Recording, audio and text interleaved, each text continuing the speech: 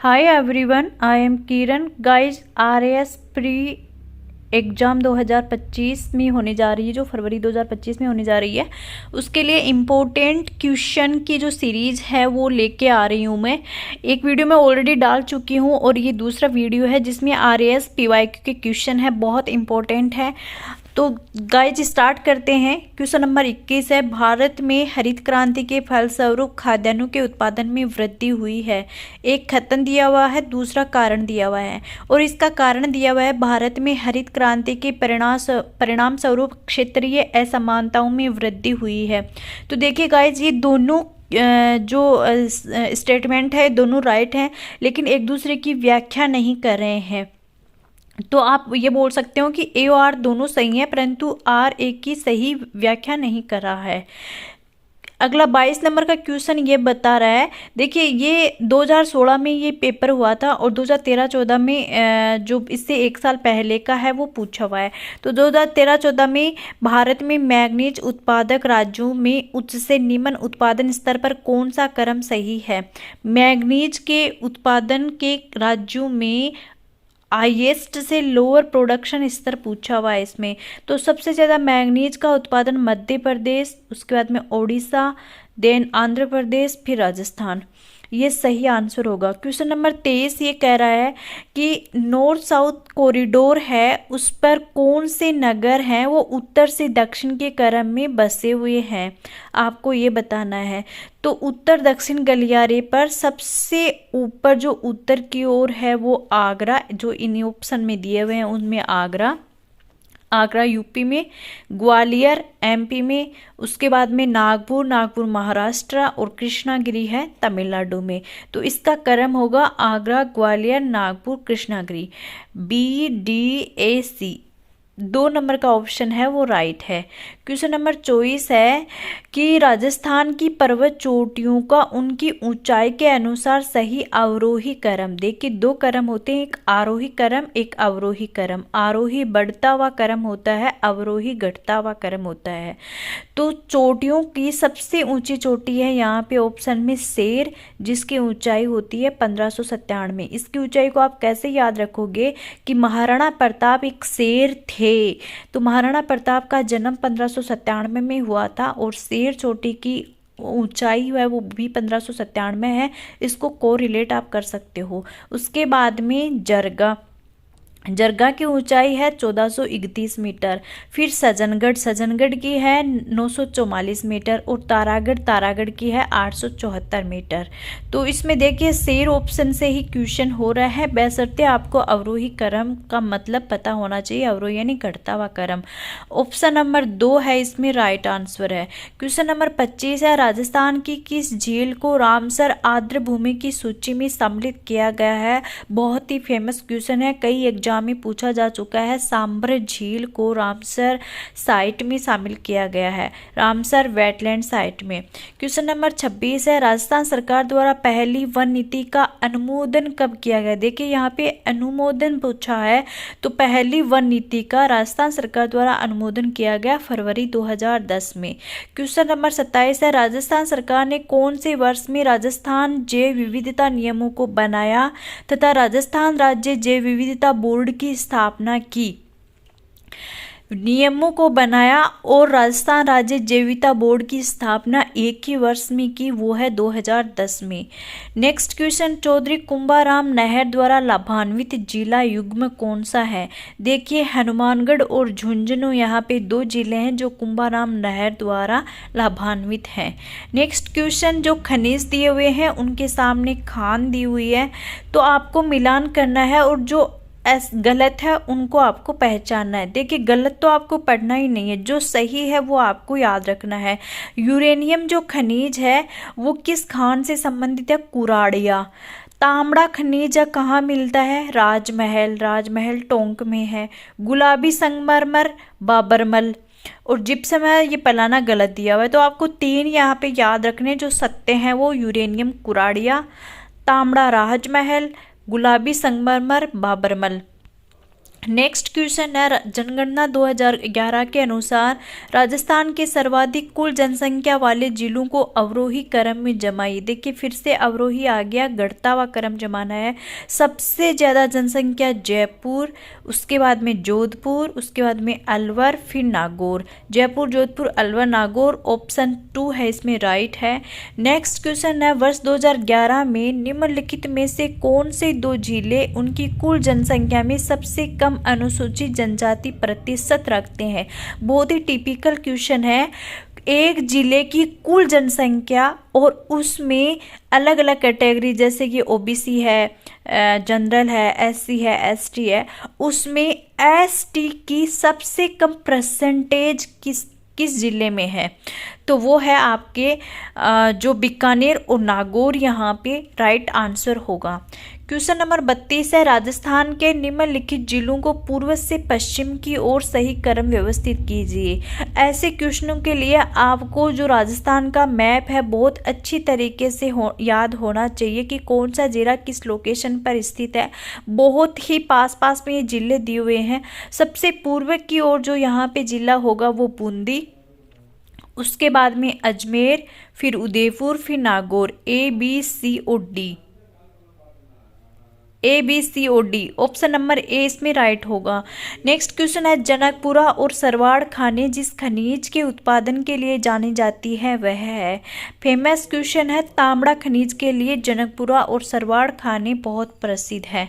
Question number 34 है, सूची first को सूची सेकंड से मिलाना है। फर्स्ट में वन्य जीव संरक्षित क्षेत्र है, यानी वाइल्ड लाइफ कंजर्वेशन रिजर्व है, और सेकंड में जिला। देखिए जोड़बीड़ गढ़वाल ये एक अलग ही है, बहुत कम एग्जाम में पूछा हुआ है। गुडा विश्नोई जोधपुर है, गोगेलाव है नागौर, बीड़ झुंझुनू। तो आपको अगर एक नहीं आ रहा है तो आप अलग से मिलान कर सकते हो। जोड़बीड़ गढ़वाल बीकानेर में है। MA 4th होगा। MA 4th एक ही जगह दिया हुआ, एक ही जगह नहीं 2 जगह दिया हुआ है MA 4th। फिर गुडा विश्नोई जोधपुर में है। उसके बाद में गोगेलाव है वो नागौर में है, तो सी में होगा सेकंड, यानी ऑप्शन नंबर 2 इसमें राइट आंसर होगा। क्वेश्चन नंबर 35 है कि अरावली से संबंधित आपको कथन दिए हुए हैं। देखिए पहला कथन है, अरावली मरुस्थल के पूर्ववर्ती विस्तार को रोकता है। बिल्कुल सही है, अरावली है वो पश्चिम से पूर्व की ओर जो विस्तार हो रहा है उसको रोकता है। राजस्थान की सभी नदियों का उद्गम अरावली से नहीं, सभी का नहीं है, हाँ ऑलमोस्ट का अरावली से है। बाकी अंतर्वर्ती भी जो नदियां हैं जिनका अलग से उद्गम होता है, तो सभी नदियों का उद्गम अरावली से नहीं है।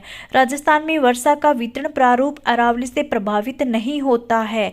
बिल्कुल अरावली से प्रभावित होता है। भाई कैसे नहीं होता है, पश्चिम में कम वर्षा होती है, पूर्व की ओर ज़्यादा वर्षा होती है, अरावली से बिल्कुल प्रभावित होता है। अरावली प्रदेश धात्विक खनिजों से समृद्ध है। बिल्कुल अरावली धात्विक खनिजों से समृद्ध है। याद रखिएगा यहाँ पे अधात्विक और धात्विक में कंफ्यूज होते हो। अधात्विक खनिज अरावली में नहीं पाए जाते हैं। मोस्ट ऑफ जो खनिज होते हैं वो धात्विक खनिज होते हैं। धारवाड़ क्रम की चट्टानें यहाँ पे पाई जाती हैं। केवल A और D है यहाँ पे राइट आंसर है। फोर्थ नंबर का आंसर यहाँ पे सही हो जाएगा। 36 नंबर का क्वेश्चन है, भारत सरकार अधिनियम 1919 के बारे में असत्य कथन। देखिए असत्य तो अपन को याद ही नहीं रखना, इनमें से जो सत्य हैं वो आपको याद रखना है। इनमें क्या है कि भारत सरकार अधिनियम 1919 1921 में लागू हुआ था। बिल्कुल भारत सरकार अधिनियम का नाम है 1919, लेकिन ये लागू हुआ था 2 साल बाद में 1921 में। यह अधिनियम मोर्ले मिंटो सुधार अधिनियम के नाम से भी जाना जाता है। बिल्कुल इसको छोड़ दीजिए, ये गलत है।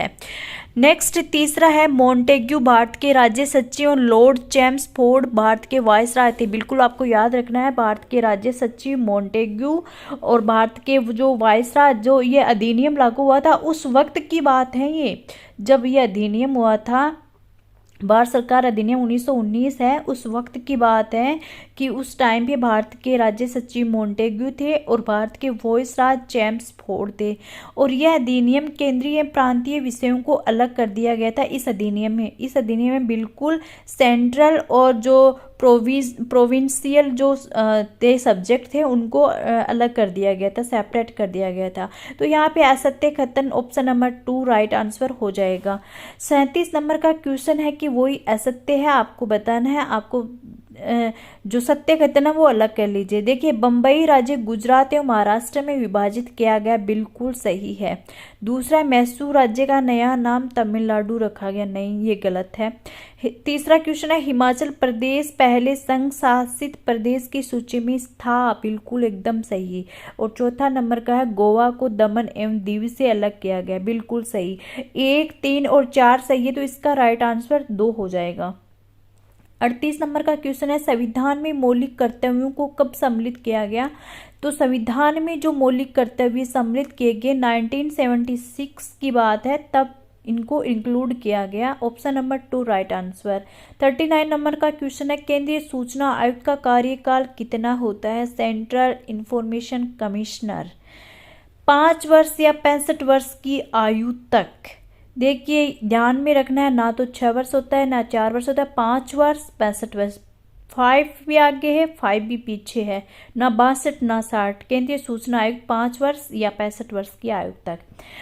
40 नंबर का क्वेश्चन है कि किस विधायी सदन को समाप्त किया जा सकता है? लोकसभा, राज्यसभा, विधान परिषद, विधानसभा। देखिए, लोकसभा राज्यसभा तो अपन सदैव पढ़ते हैं, विधानसभा राज्यों में होती ही होती है। विधान परिषद है, कुछ एक राज्य हैं उनमें विधान परिषद और विधानसभा दोनों है। जैसे राजस्थान में विधान परिषद नहीं है, तो विधान परिषद को समाप्त किया जा सकता है। ऑप्शन नंबर 3 है, इसमें राइट हो जाएगा। 41 नंबर का क्वेश्चन है, राज्यों के निम्नांकित में से किस समूह पर ऐसा पैसा पंचायत अनुसूचित क्षेत्रों में विस्तार अधिनियम है 1996 प्रवर्तनीय नहीं है?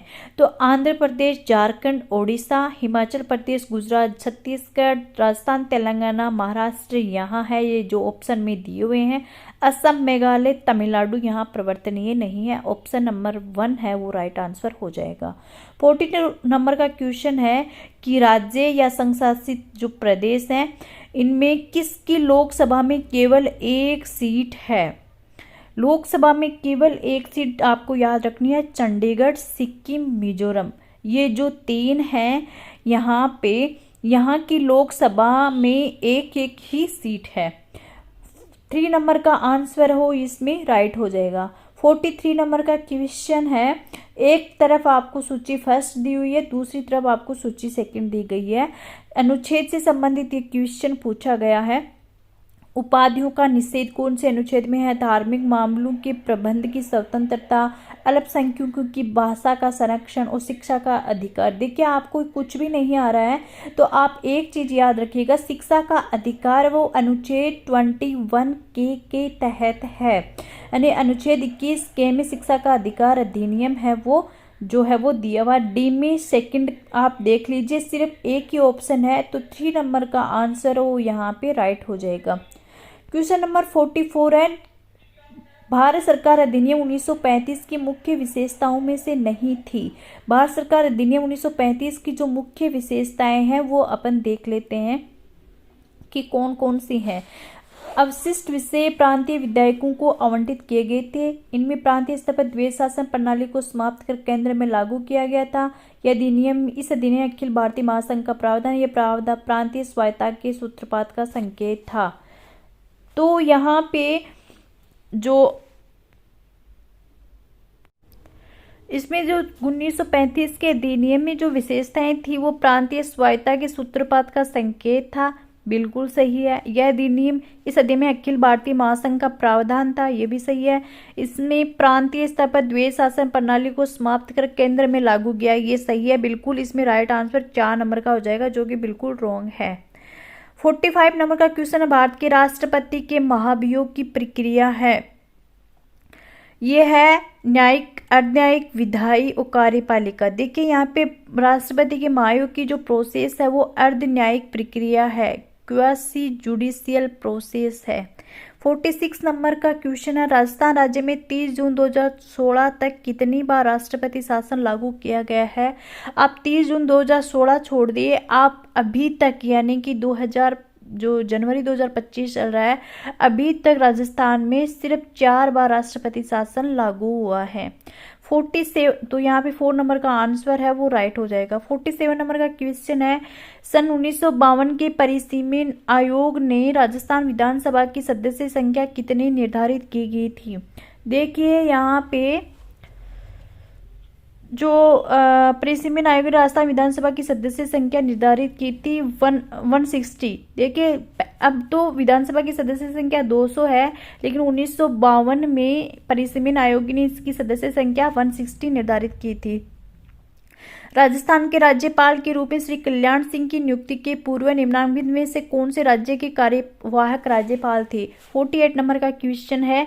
देखिए वर्तमान टाइम पे राजस्थान के राज्यपाल कलराज मिश्र हैं, और जब ये 2016 में पेपर हुआ था उस टाइम पे राजस्थान के राज्यपाल थे कल्याण सिंह, और जब वो उनकी नियुक्ति हुई थी तो उससे पहले कार्यवाहक राज्यपाल थे, उनके बारे में एक क्वेश्चन पूछा हुआ है, तो उस टाइम पे कार्यवाहक राज्यपाल राम नायक थे।